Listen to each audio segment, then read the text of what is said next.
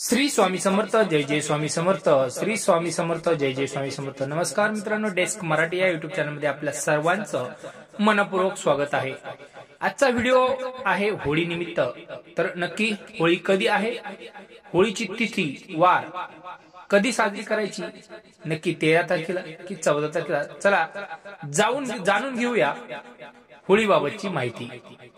तत्पूर्वी आपल्या चॅनलला जर सबस्क्राइब केलं नसेल तर सबस्क्राइब करा, लाईक करा आणि शेअर करायला विसरू नका।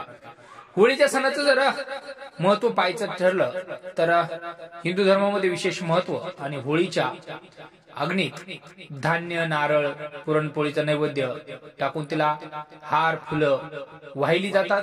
होळीच्या भोवती प्रदक्षिणा घालून प्रार्थना करतात, बोंबा ठोकतात। होलिका दहन हा वाईटावर सकारात्मक दैवी शक्तीच्या विजयाचा उत्सव आणि त्यामुळे आयुष्यातील नकारात्मक गोष्टींचा नाश होऊन शुभ गोष्टींची सुरुवात होळीच्या पूजनाने होते।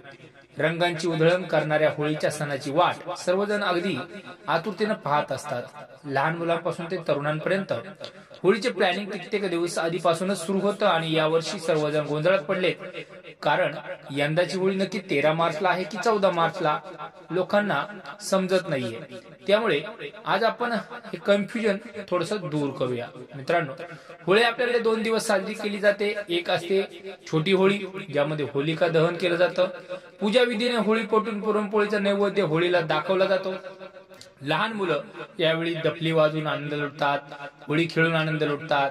असा हा एकमेव सण आणि ज्या दिवशी एकमेकांच्या नावाने बोंबा मारू शकता आणि समोरचा व्यक्ती तुम्हाला काहीच बोलणार नाही, कारण हीच तर होळीची सणाची आपली परंपरा आहे। आता होलिका दहनाच्या दुसऱ्या दिवशी लोक राखेची आणि रंगाची होळी खेळतात।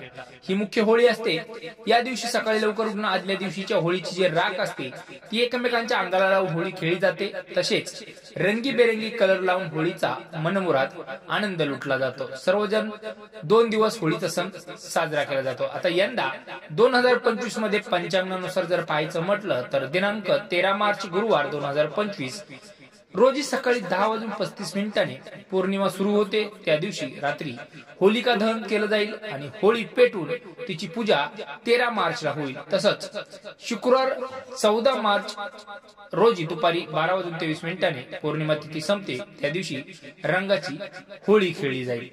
होळीतील रंगाची उधळण म्हटलं की डोळ्यासमोर येते राधाकृष्ण, आणि आपण पौराणिक कथांमध्ये राधाकृष्ण गोपिकांसोबत रंगाची होळी कशी खेळायची हे ऐकलंय। त्यामुळे मथुरा आणि वृंदावनात येथे होळी थंडाई पिऊन रंगाच्या पिचकाऱ्या मारत मोठ्या प्रमाणात जल्लोषात साजरी केली जाते।